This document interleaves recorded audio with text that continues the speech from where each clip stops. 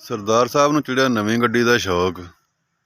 ਸਰਦਾਰ ਸਾਹਿਬ ਗਏ ਨਵੀਂ ਗੱਡੀ ਲੈਣ ਦੀ।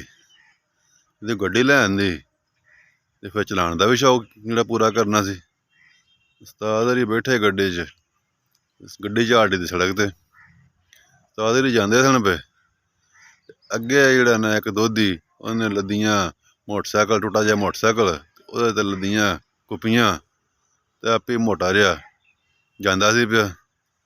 ਉਸਤਾਦ ਨਾਲ ਕੰਟਰੋਲ ਨਾ ਹੋਈ ਤੇ ਉਸਤਾਦ ਨਾਲ ਜਾ ਮਾਰੀ ਉਹਨੂੰ ਟੱਕਰ ਤੇ ਦੁੱਧ ਹੀ ਡਿੱਗ ਪਿਆ ਥੱਲੇ। ਦੁੱਧ ਦਾ ਜਿਹੜਾ ਨਾ ਉਹ ਰੁੜ ਗਿਆ, ਆਪੀ ਸੱਟਾਂ ਤੋਂ ਬਚ ਗਿਆ। ਕੱਪੜੇ ਝਾੜਦਾ ਝਾੜਦਾ ਉੱਠਿਆ, ਉੱਠ ਕੇ ਤੇ ਉਸਤਾਦ ਨੂੰ ਜਿਹੜਾ ਨਾ ਗੱਡੀ 'ਚੋਂ ਬਾਹਰ ਕੱਢਿਆ ਤੇ ਮਾਰਨ ਲੱਗ ਪਿਆ।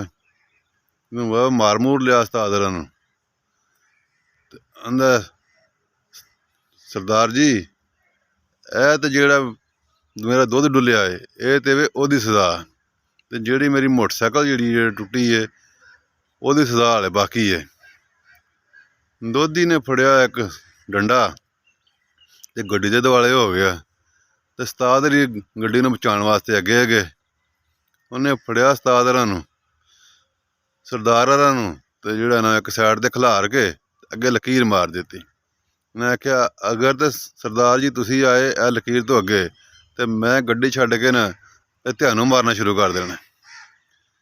ਉਸਤਾਦ ਜੀ ਉੱਥੇ ਖਲੋ ਗਏ ਤੇ ਦੋਧੀ ਜਿਹੜਾ ਸੀ ਉਹਨੇ ਜਿਹੜਾ ਨਾ ਮਾਰ ਗੱਡੀ ਨੂੰ ਜਿਹੜੇ ਨਾ ਡਾਂਗਾ ਤੇ ਗੱਡੀ ਦਾ ਸਤਿਆਨਾਸ਼ ਕਰ ਦਿੱਤਾ।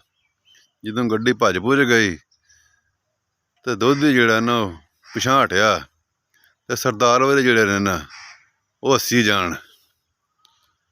ਉਹ ਦੋਧੀ ਆਂਦਾ, ਮੈਂ ਤੇਰੀ ਗੱਡੀ ਭੰਨ ਛੜੀ ਹੈ ਸਾਰੀ, ਇਹਦਾ ਛੱਡਿਆ ਕੁਛ ਨਹੀਂ ਤੇ ਤੂੰ ਵੀ ਜਿਹੜਾ ਨਾ ਸਰਦਾਰ ਜੀ ਹੱਸੀ ਜਾਂਦੇ ਹੋਵੇ।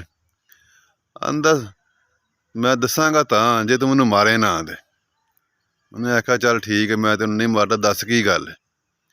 ਆਂਦਾ, ਇਹ ਜਿਹੜੀ ਤੂੰ ਲਕੀਰ ਮਾਰੀ ਸੀ ਨਾ ਇਹ ਤੁਸੀਂ ਜਦੋਂ ਗੱਡੀ ਭੰਨਦੇ ਸਨ ਤੇ ਮੈਂ 5-7 ਵਾਰੀ ਇਹਨੂੰ ਟੱਪ ਕੇ ਤੇ ਆਸ ਪਾਸ ਆਇਆ, ਤੁਹਾਨੂੰ ਪਤਾ ਨਹੀਂ ਲੱਗਾ ਕੋਈ ਵੀ।